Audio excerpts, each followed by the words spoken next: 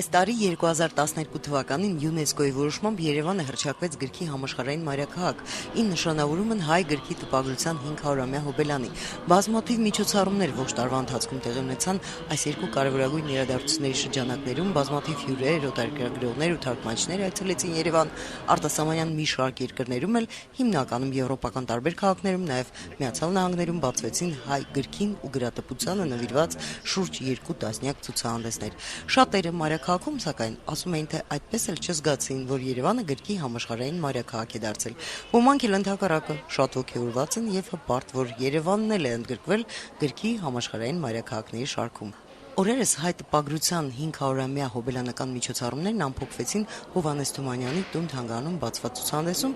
եւ հենց այնտեղ էլ թանգարանի տնօրեն Նարինե Թուխիկյանից փորձեցի պարզել իր տպավորությունները, արդյոք Երևանը իրոք գրքի համաշխարհային մայրաքաղաք դարձավ։ Ուրեմն երբ որ ես այդ մասին իմացա, նախապես մինչև հռչակվելը, այսինքն մինչև ապրիլ ամիսը, այնպիսի մեծ երջանկություն ապրեցի անկեղծ եմ ասում։ Համաշխարհային մայրաքաղաք լինել է գրքի հանակ բան չի, եւ ամեն մի մայրաքաղաքի չի շնորհված այդ պատիվը։ Եվ ես պատկերացնում էի, որ ամբողջ այդ մի տարին Երևանը պիտի ողողված լինի գրքի կուլտով եւ գրողների մեծարմամբ, ոչ թե հանդիսությունների ժամանակ ճառ ասել ես ինչի մասին, քաղաքը բուն իր արտաքին տեսքով, իր պոստերներով, իր պլակատներով, իր ամեն բանը պիտի ավետի, որ այս քաղաքը գրքի համաշխարհային մայրաքաղաք է։ Ցավոք սրտի ես այդպիսի բան չտեսա։ Շատ ափսոսանքով եմ սա ասում։ Ես տեսա մի երկու հատ պլակատ Թումանյանի կանգառների այդ փոքրիկ, որտեղ ավտոբուսների համարներն են գրում, այդտեղ այն է շատ վատ որակի։ Շատ վիրավորվեց, անկեղծ եմ ասում, այ ինչ ասեմ։ Իսկ թվում էր, որ ամբողջ հատկապես ավետող իսկապես մայրաքաղաք լինել եւ 500-ամյակի ամեն քայլափոխի պիտի լինել։ Եվ ով որ չգիտեր, այսինքն դա նաեւ դասընթաց կլիներ համել նրանց, ովքեր դուրակամանք իմանայր այդ մասին։ Մեկ անգամ հասարակությանը ասենք քնից արթնացնելու, չէ՞։ Այո, գունեղ ինչ-որ բաներ, սիրուն բաներ, ճաշակով եւ որակով ամենակարևորը, ոչ թե ցեխոտ մի հատ պլակատ Թումանյանի, Մաշտոց Թումանյանը Խաչմերուկի կանգառում։ Ես այդպիսի բան չտեսա, ես տեսա գրողների ահավոր վատ արձաններ, արձան չեմ ուզում ափսոս այդ բառը օգտագործել, կավե ինչ-որ, դա ուղղակի ձեր առնոցի է, մեր մեծերի նկատմամբ չի կարելի այդքան ցինիկ լինել, իսկ դա ցինիզմի գագաթնակետ է, սա վերջապես մայրաքաղաք է, եկեք հասկանանք, որ ճիշտ է, Երևանը շատ երկար չի եղել մայրաքաղաք, 19-րդ դարի վերջ, 20-ի ինչ-որ մի հատված, բայց վերջը հիմա սա մայրաքաղաք է, եւ այդ մայրաքաղաքային մշակույթը վերջապես պիտի մտնի, եւ ամեն մարդու սարքած ապաշնոր իրը չի կարող հայտնվել Երևան քաղաքի մեջ։ Մարդը պիտի արժևորվի վերջապես, այն է ստեղծագործող մարդը, չէ՞։ Ես հիմա խոսեցի քաղաքի արտաքին բանը, որտեղ այդ արտաքինը այն հեշտ ընկալվող բանն է, որ կարող է շատ լուրջ ազդեցություն ունենալ ենթագիտակցորեն։ Տեսար, մի տարի տեսար ու հասկացար ինչ է կատարվում։ Իսկ մյուս մասը մարդկային ռեսուրսի գնահատելու, դա էլ մի ուրիշ բան է, որ դա մենակ այս տարիով չպիտի լինի, ասեմ ձեզ, դա պիտի լինի մեկ ընդմիշտ, ճիշտ է։ Բայց գոնե սկսվեր այս տարվանից։ Գոնե սկսվեր այս տարվանից։ Այսօր կզրուցենք նաև մեր գրողներից եւս երկուսի հետ։ Հայաստանի գրողների միության բակում զրուցում ենք արձակագիր, բանաստեղծ, գեղանկարիչ Արև Շատավակյանի եւ արձակագիր, դրամատուրգ, գրական թերթի գլխավոր խմբագիր Կարինե Խոդիկյանի հետ։ Երևանը առհասարակ ստեղծագործական կյանքի մայրաքաղաք կարող է լինի համաշխարհային չափանիշներով, որովհետեւ այսքան շատ գրողներ, նկարիչներ, կոմպոզիտորներ, արվեստագետներ հազիվ թե մի ուրիշ քաղաքում լինեն։ Բայց այնուամենայնիվ ինձ համար ուրախալի էր, որ այդպիսի մի ճանաչում եղավ, այդպիսի մի գնահատական եղավ եւ ես կասեի, որ այնուամենայնիվ տարվա ընթացքում գրական մշակութային կյանքը աշխուժ էր ընդհանուր առմամբ գոհ եմ, բայց ավելի լավ կարող էր լինել, ավելի կազմակերպված, ավելի ոչ թե տեղական չափանիշներով, այլ համամարտկային միջազգային չափանիշներով մենք կարողանայինք ներկայացնել մեր գիրքը, որովհետև այն ինչ որ ստեղծվել է, այն ինչ որ ստեղծվում է, իսկապես ունի կարևոր նշանակություն, մնայուն արժեք ոչ միայն մեր ժողովրդի համար, այլև իսկապես մեր բոլորակի։ Պարոն Ավագյան, մի հարց եւս, նաև այս տարի նշում են գրքի, հայ գրքի տպագրության 500-ամյակը, իսկապես բազմաթիվ հրաշալի տպագրություններ եղան։ Դուք ինչ կասեք ձեզ համար, որպես հայտնություն, կարող եք առանձնացնել այն գիրքը, որ ձեզ շատ դուր է։ Ես ճիշտ ասած ինքնագովություն չլինի, հրատարակել եմ հոգեգույներ ծածկագրերով գիրքը, որտեղին բանաստեղծությունները, իմաստասիրությունները, նկարները յուրաքանչյուր էջի վրա ամբողջ գրքի էջերին ինչպես 3 գիրք մի ալբոմ ժողովածուի մեջ ներկայացված է, ես ուրախ եմ եւ դա ոչ թե սնապարտության արդյունք է, այլ իսկապես վաստակի եւ կարծում եմ ելի շատ գրքեր են հրատարակվել այս տարվա ընթացքում։ Ձեր գրչինկերներին կարդում եք, դուք սիրում եք հայ ժամանակակից կարդում եմ, մանավանդ շատ կարդում եմ պոեզիան եւ գրողների միությունում տարվա մեջ 2 անգամ ինքս եմ նախաձեռնում ավանդական պոեզիայի օրեր, երբ որ ժամանակակից արդի պոետները կարդում են իրենց ստեղծագործությունները եւ ընթերցասերները, ունկնդիրները լսում են։ Արդյոք պիտի նաեւ դուրս չգան պոետներ, դրսում կարդան, փողոցներում, ընթերցողներին գրավեն։ Վաղուց եմ ուրեմն այդ մասին բարձրաձայնել հրապարակավ, կենթանի եթերների ժամանակ, հեռուստատեսային այն ժամանակ Հայաստանը կարող է իր արվեստով լիարժեքորեն ներկայանալ աշխարհին, մանավանդ այն արվեստներով, որոնք թարգմանության կարիք չունեն, ասենք գեղանկարչությունը, կերպարվեստը, երաժշտությունը եւ այլն։ Շնորհակալություն։ Մեր զրույցին մոտենում է, այո, մեր զրույցին մոտենում է եւ մեզ է միանում արձակագիր, դրամատուրգ, գրական թերթի գլխավոր խմբագիր Կարինե Խոդիկյանը, բարև ձեզ։ Եվ միանգամից ուզում եմ, այսպես ասած, շարունակել պարոն Ավագյանի միտքը նրանով, որ բանաստեղծները միակ այն շահեկան վիճակում գտնվողներն են, նկատի ունեմ ժանրը, որ կարող են հրապարակավ իրենց մասին խոսել բնականաբար իրենց բանաստեղծության պատկի, ասեք դրամատուրգին, ով ելնում է փողոց եւ սկսում է պիեսը կարդալ, 2 րոպեից հետո բոլորը կփախչեն։ Այսինքն ձեր պիեսները դրա փոխարեն բեմադրվում են թատրոններում։ Դա ուրիշ է։ Ես ուզում եմ ասել, այ հարթակը, որ դուրս գալ այսպես ձեր ասած ընթերցողը լավագույն հնարավորություն ինձ թվում է պոետներին է եւ իզուր չէ որ հենց պոետներին են ասում տրիբուն, չէ։ Դերևս արձակագրի եւ դրամատուրգի ես կարծեմ լսած չունեմ։ Ինչպիսի իսկապես սա հաճախություն չէ, սա իմ շատ լուրջ եւ ակնածալի վերաբերմունք են պոեզիայի հանդեպ։ Պարոն Ավագյան, մի քառատող ձեր բանաստեղծություններից գուցե աշնանային այս օրը կամ արդեն իսկ ձմեռային չէ որ դեկտեմբերի 14-ը այո ես ճիշտ ասած բանաստեղծությունները անգել չեմ հիշում, բայց մի բանաստեղծություն այնուամենայնիվ կարող եմ ասել, որոնք գուցե համահունչ է մեր օրերին։ Թող կարոտն անզուսպ իր նստվածքը տա մեր սրտերի մեջ, թող փոխվին այսօր ինչքան ուզում է ծակոտինները լցնի տերևի, հուսահատվելու ու չարանալու հարկ չկա կյանքում, երկինքը երկար լռել չի կարող, վաղը երևի անձրև է գալու։ Մեր գոյության մեջ կյանքը դարձել է անվերջ սպասում, ուրիշի վշտի արձագանքները տխրեցնում են մեզ, թող փոխին այսօր ինչքան ուզում է ծածկի ու սերը շենք ու ծառերի, եթե ոչ վաղը 2 օր հետո անձրև է գալու։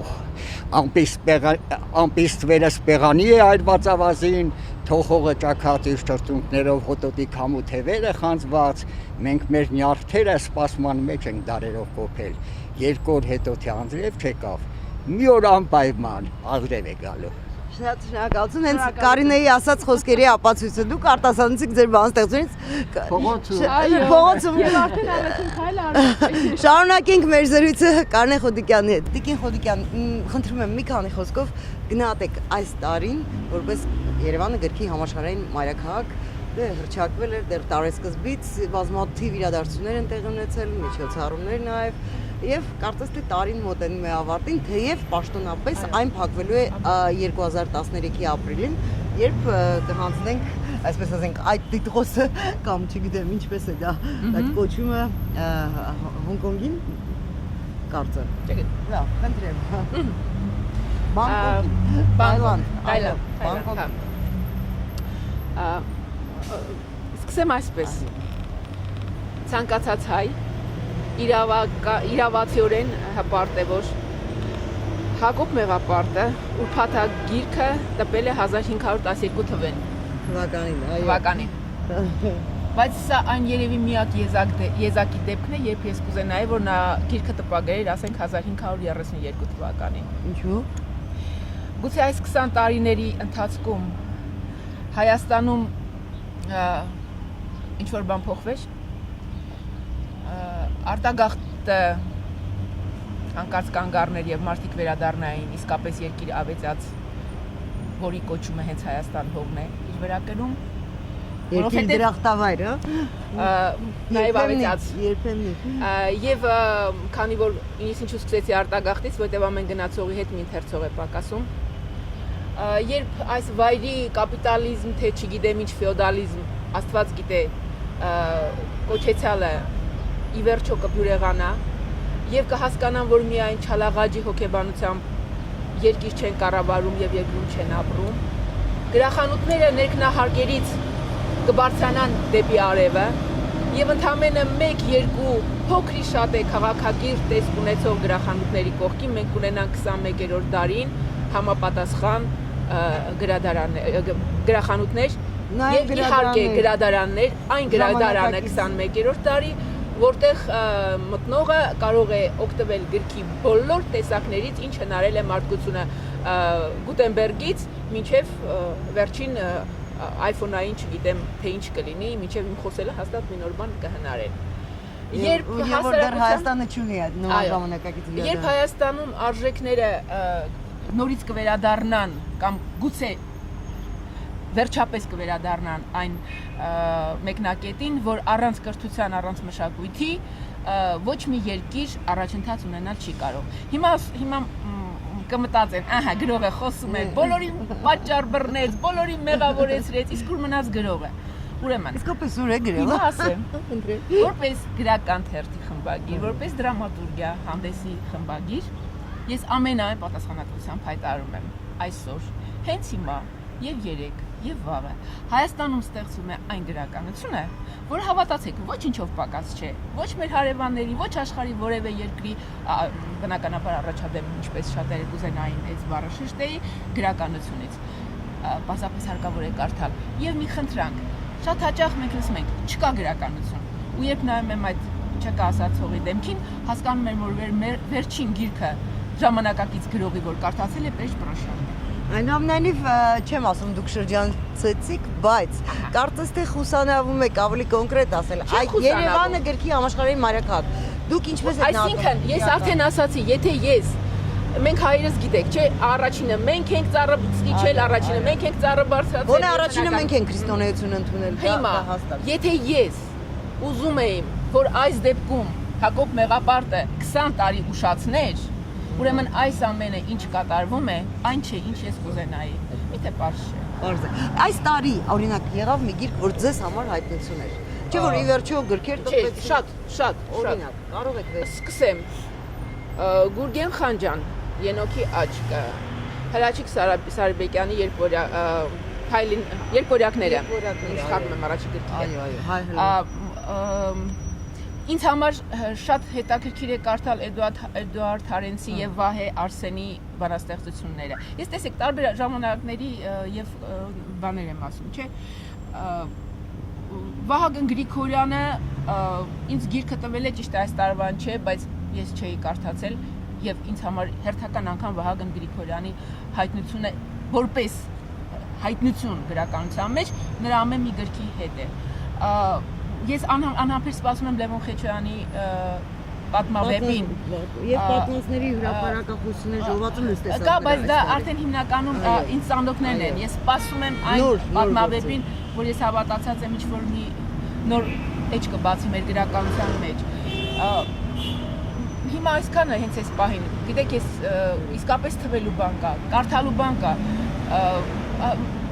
անընդհատ շնորհանդեսներ են, ես ամեն մեկին չեմ գնում, բայց որին որ գնում եմ, ուրեմն այդ գիրքը գնահատում եմ։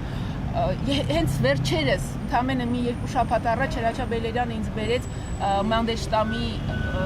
բանաստեղծությունների հրաշալ գեղ թարգմանությունը, որտեղ ոչ միայն Մանդելշտամի շունչն է, այլև հասկանում ես, թե իսկապես ինչքան հարուստ, ինչքան շքեղ, ինչքան պոետիկ է մեր մայրենի լեզուն, որ այսօր բռնաբարվում է ամեն քայլափոխում էկրանից մինչև փողոց։ Նորից եմ ասում, հենց այնպես կեղծ բակային հայրենասիրություն չէ, երբ ասում եմ, որ այսօր ստեղծվում է այդ գրականությունը, ստեղծվում է գրականությունը, ընթերցողը չկա, իսկ չկա, այստեղ պատճառները շատ են, որտեղ իմջալոց ընթերցողների մի ամբողջ բանակ ինտերնետում նստած կարդում է։ Այնուամենայնիվ չի կարելի ասել, որ ընթերցող չկա։ Հա, չէ, այն ընթերցողը չկա, որը պիտի լիներ մայրաքաղաք, համաշխարհային մայրաքաղաք հռչակվող կարգավիճակի։ Ես դա նկատում եմ։ Թե չէ, ցանկացած երկրում էլ կա էլիտար հասարակություն, ի վերջ լավ, այդ բառի լավ իմաստով, որը գիտե գիրքը, գնահատում է գիրքը եւ կարդում է գիրքը իր բոլոր տարատեսակներով։ Արդյոք այն հենց նկատի ունի այս տարվա իրադարձությունները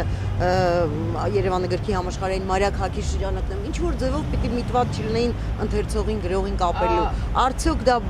այն ամեն ինչ կատարվեց բավարար էր։ Դուք պահանջում եք արդյունք, իսկ այդ արդյունքը ոչ թե այս, չէ, ոչ թե այս պահի համար, որպեսզի մայրաքաղաք հռչակվեր, ոչ միայն տարեթիվը պիտի լիներ, հասկանում եք, ես ինչ եմ նորից այս 20 տարի հետաձգելուն ասում, մթնոլորտը պիտի լիներ, եւ այդ մթնոլորտը երբ որ լիներ, մենք կքաղեինք այն տարիների ընթացքում ցանածը, որ այսօր չենք կարող ցանել, որովհետեւ համակարգված չէ, որովհետեւ այնպեսի մի խառնաճաղանջ վիճակ է, քաղաքականությունից մինչեւ մարտի նոր տարվա պատրաստություն չգիտեն թե դեռ ինչ պիտի անի, աշխարհի, չէ, չհաշված որ աշխարհի վերջ պիտի լինի, թե չէ, մարդկա չարազը չի առնում, սպասում է դեկտեմբերի 21-ին, ես առել եմ։ Այս ուրախ նոտայի վրա հարցն ենք, իսկ դուք ինչ եք կարծում, եթե չարազարել եք, ուրեմն չեք սպասում։ Իհարկե չեմ սպասում։ Ես սպասողներից եմ, բայց ինչ եմ ուզում ասել, այնքան ամեն ինչ խառնի ճաղանջ է, այնքան դեռևս համակարգված չէ, ինչպես ընդհանրապես կյանքը, բայց համեմատություն կա, արդեն քաղաքակիրթ երկիր, հասարակություն եւ ահա այսպիսի մեր, բայց այս վիճակում գտնվող երկրի վիճակը դրա համար է բոլորիս դժգոհությունը, որ այս տարի չհամապատասխանեց համաշխարհային այդ տիտղոսին, դա ոչ միայն հասկանում եք միջոցառումներով, եթե նույնիսկ մի դահլիճ 10,000 հոգի լցնեին եւ այդ 10,000 հոգում պարտադրանքով դռները փակեին դահլիճի ու ասեին դուք այսօր ամբողջ օրը պիտի լսեք բանաստեղծություններ, պատմվածքներ, նույնիսկ ներկայացում նայեք, այդ ամբողջ մի օրվա ընթացքում այդ 10,000-ից 3-4 հոգին հազիվ հանկարծ ընթերցասեր կդառնար։ Մենք process-ի մասին ենք խոսում, իսկ այդ process-ը ցավոք սրտի եւ օբյեկտիվ եւ սուբյեկտիվ տարատեսակ պատճառներով այսօր մենք չենք տեսնում։ Դրա համար էլ տարին կավարտվի, իհարկե համաշխարհային այդ բանի գրքում, միջոցառումների գրքում Հայաստանը որպես 1512 կմնա, մեր մեջ կմնա դժգոհությունը, բայց մի երկու սերունդ հետո հանկարծ մեկը կհիշի ու կասի, այ գիտեք, այ 12 թվականին ամբողջ համաշխարհային գրքի մայրաքաղաք է եղել ու քանի որ ես շատ լավատես եմ ու գիտեմ որ այդ ժամանակ կլինի գրքի ժամանակը եւ այդ ասողը ունենա այն մթնոլորտը, որը կհամապատասխանի 12 թվականի մթնոլորտին, ինքը որ ասի բոլորը կհավատան, որ իսկապես Հայաստանը եւ Հայաստանի մայրաքաղաք Երևանը եղել է գրքի մայրաքաղաք, այո։ Այսինքն իմ բոլոր հույսերը կապվում եմ էլի 20 տարի հետ։ Ապագայի հետ։ Հաջողություն ձեզ։ Բայց ապրելով ներկայում եւ ոչ մի րոպե չկասկածելով իմ ներկայի վրա։ Նայում եք առաջ։ Իհարկե։ Ես պիես ունեմ, ետ չնայես։ Շնորհակալություն։ Խորհուրդ եք տալիս նույն ուրիշներին։ Ես խորհուրդ չեմ տալիս, չէ, խորհուրդը ասում է եթե բանը խորհուրդն է, բայց եթե լսող կա, իհարկե ես ուրախ կլինեմ։ Ետ չնայել։ Շնորհակալություն, տեսնեմ ձեզ։ Հաջողություն։